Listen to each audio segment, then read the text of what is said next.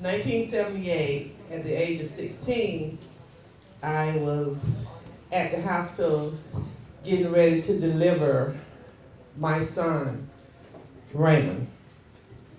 And after I delivered Raymond, which was a beautiful baby boy, I went out to the nursery just to look at him, and there was a young lady there who introduced herself as Lisa. And she asked me which one was my baby, and I pointed to the one that was my baby. And she pointed to a little girl. She said she was there for her sister who had just had a baby, and she pointed to a beautiful baby girl, and we began to talk. When I got ready to go back to the room, Lisa asked me, could she go back to the room with me because her sister was asleep and she didn't want to disturb her, so she asked could she go back with me, and I told her she could. So we went back to the room and started talking and everything, and she left. She came back a little later, and we started talking again. She asked me all kind of questions. What's my baby name? I told her. What's his middle name? I told her. Everything she asked, I told her. Because to me, I was meeting a new person for the first time that could potentially be a friend. And I was 16 years old, at risk, in trouble, had a lot going on. So anybody that I was looking for a friend. So me and Lisa went to talking, and she was so easy to talk to. A little while later, when I got ready to go home, Lisa came to my room and she said, can you take me home? My ride just left and I don't have a way home. And I told her, well, we asked the people that was with me, and they said, yeah, they could drop her off. And they dropped me off first. Then they dropped her off. So a couple of days later, this was November the 1st, 1978. I went home November the 3rd. A couple of days later, November the 6th, she showed up at my door. It was cold outside, and when she knocked on the door, I had people coming in and out all day looking at the baby. When she showed up at the door, I was surprised. My antennas went up a little bit, just a little bit, but I didn't think, anything else was going on. I didn't know why I felt uncomfortable, but I did. But I invited her in. I looked out the door and I didn't see a car. I said, how did you get here? She said, I caught the bus. I just came to see how you was doing. She came in and we talked and everything.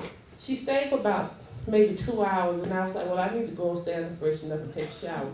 My brother was downstairs. He was right there.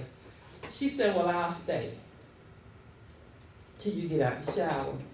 Well, my antennas went up a little bit more, but I wasn't familiar with why I was feeling like that, so I didn't act on it.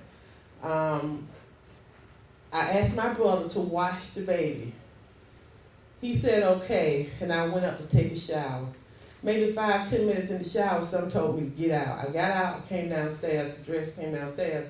The baby and Lisa was gone. My brother was asleep. I woke him up and asked him, where's the baby? And he said the baby started crying, and she picked the baby up and walked the baby to the door. She was gone. We went to search, and I called the police immediately. Police came out, they took my information and everything, and that was pretty much it. That was the beginning of my journey of having a missing child. When the police came out, I didn't go down to the police station or anything. They just talked to me right there. In my mind, as a 16-year-old that look at TV all the time, they're gonna go find my baby and they're gonna bring my baby back. That didn't happen. The police, they didn't really put a lot of energy and effort into looking for Raymond. They said they couldn't find nothing, no evidence, anything. So until they find something, because I kept calling them, and they told me, when we find something, we'll call you. So at 16 years old, here I am with a missing child, not knowing what to do, not knowing who to talk to. But it didn't stop there because in the neighborhood that I was in, everybody put out that I gave my child away, which means now nobody would let me be around their children because they say I gave my child away. And then there was somebody said that I killed him and hid him. So there was a lot of things going on in the neighborhood. I didn't have the support of the parents. I didn't have the support of the police department. And so I was kind of on my own with trying to find out exactly what to do. The only thing that I could do at that point was just act normal, which really didn't work because if I act normal, they say I didn't. I tried to act like everybody else act, but if I laughed, they say I didn't care. If I cried, they said something was wrong with me. So it was really nothing that I could do to be normal. When I went to the hospital, they had already found out that it was in my files that the baby had got missing. And the doctor sent me to the 8th floor at Grady. He wanted me to talk to somebody because he asked me. And I'm coming to y'all from a victim standpoint of what it's like to have a missing child, what we go through having a missing child. Mentally, that's why I'm coming to y'all from that mental standpoint. He sent me to the 8th floor, and I lost it because I'm thinking I didn't do nothing wrong. We know Grady 8 was the crazy floor. So I'm thinking I didn't do nothing wrong. Why you sending me up there? And when I got up there and the door's locked, I just lost it. I couldn't talk. She was trying to talk to me and settling me down, and I'm just crying. Only thing I could say is I didn't do nothing wrong, but y'all gonna keep me. I didn't do nothing wrong. Because you sending me, I didn't think I needed help. All I needed to do was be normal. If I could just be normal, because I didn't have anybody to talk to, and I didn't have that. Finally, when she decided that she couldn't help me because she got me calmed down, and she said, well, maybe we'll meet somewhere else. Maybe it was a bad decision to have you come here to talk to us. So when we got settled down from that, and I started back calling the police department, they wouldn't have anything to do with me. They just kept saying, we don't have nothing, we'll call you. Where do you go when you don't know what to do? As a mother of a missing child, I needed something to hold on to, and I didn't have anything to hold on to. My mom wasn't interested. The people in the neighborhood wasn't interested. And I'm saying that because sometimes when you have a child that's missing, sometimes you have everybody gathered around you, and sometimes you don't have nobody. Well, I didn't have all the police out, and 2 carloads came out. 4 officers, 2 cars, they came out, they talked to me, and that was it. I didn't have everybody out trying to find it. Nobody did any of that. So I never knew anything about, I never knew anybody that had a missing child. So what do you do in that situation? So I let a lot of time lapse and I didn't do anything. I didn't know what to do. 10 years passed. Well, no, a couple of years passed. And then somebody was missing, and the police got back with me and said they thought that one of the kids was my kid. So it started all up again. Found out he wasn't my child. So that left me back by myself again, having to deal with the issue of a missing child. And I learned that it was best if I didn't say anything about him. And because when I did, people didn't want to talk about him. I made them feel uncomfortable. If I cried, they felt uncomfortable, so I didn't cry. So for years, I didn't cry. I didn't talk about him. I didn't do anything because I didn't know what to do about that. But over the years, those things kind of gave me the incentive to, if I can't do anything for me, maybe I can do something for somebody else. So I joined National Missing Children, and that was the first time that I ever was involved with somebody that knew exactly how I felt. And that opened me up to a lot. Dealing with them taught me how to be strong and what I was going through and showing me. And I got somebody here now, Patty, she was there, she's there, and she's always been there for me to talk to as well.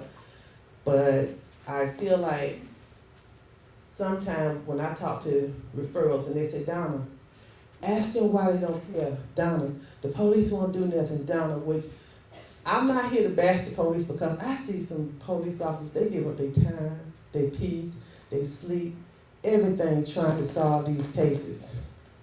There are some that don't, really. I went that down to the police just 2 weeks ago to ask them, can you just let me talk to somebody? She said, man, we don't even have anybody over your case. If something happens, we'll assign somebody, but other than that, we don't have anybody over your case. So what is it that you want to talk about?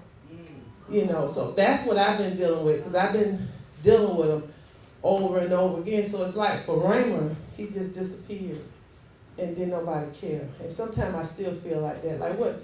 Because the lady told me, she said, they lost the file. They didn't have the file when I went back down there years later. And they wouldn't let me do another file. They wouldn't let me do anything. So finally, they let me do another file. She said, we'll tape your story. That's all we can do, just to give you a number for NCMEC.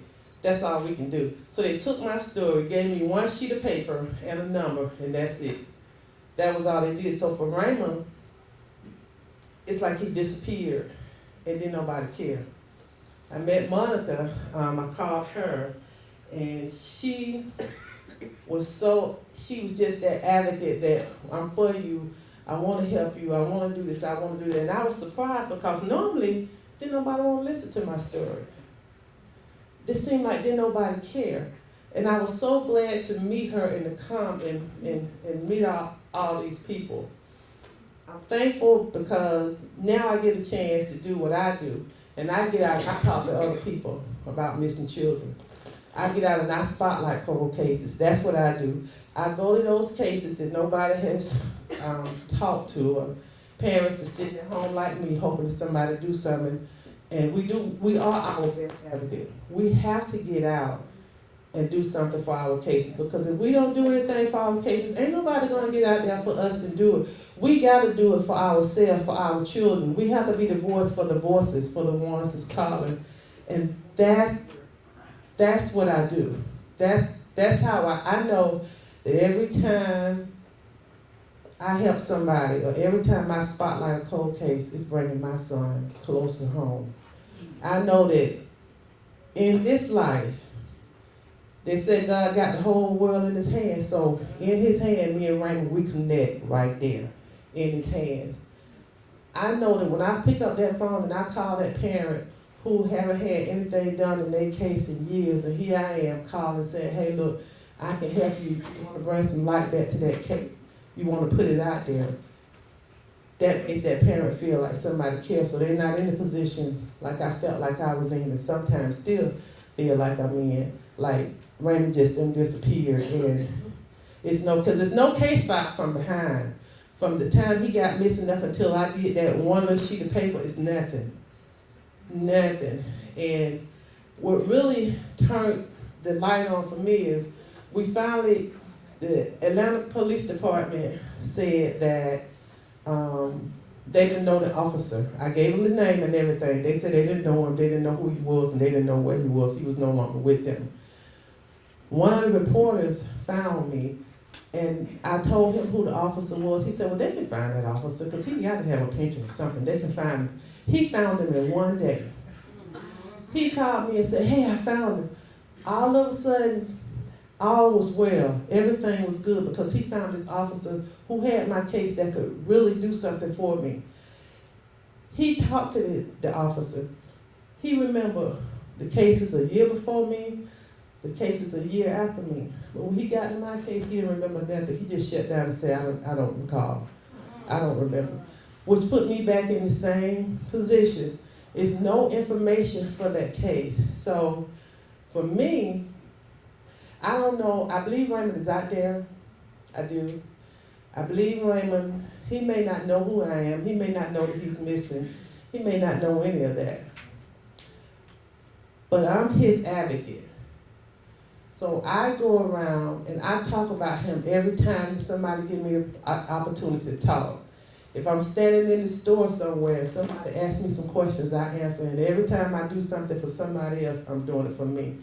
I appreciate the police department. I appreciate the things that they do now, because back then we didn't have everything that we have now for these cases that's out here. We didn't have all that stuff. NCMEC, National Missing Children, wasn't even, it wasn't in at that time that Raymond was missing. And when I first went there and I found out this lady was up there talking about how everybody came around, I started crying because I never had that. I never had everybody just out supporting. Up until this day, I never had that. But I appreciate the prayers. And I know my son is out there. I know he's out there. And I believe one day, I'm going to find him. Until then, I'm going to keep on spotlighting other cases and helping other parents that don't know what to do. I'm going to keep on spotlighting those cases, because I know every time I do that, I bring Raymond closer to coming home. I feel like he in a line, and every time a child come home, he's getting closer and closer and closer to his time. We're unique people. I don't know why God chose us to go through this process. I don't know.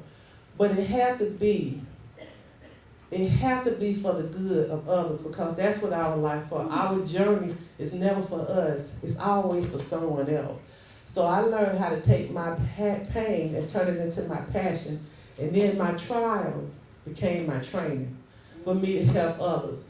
So if that's the reason why Raymond got stolen or taken, that's okay.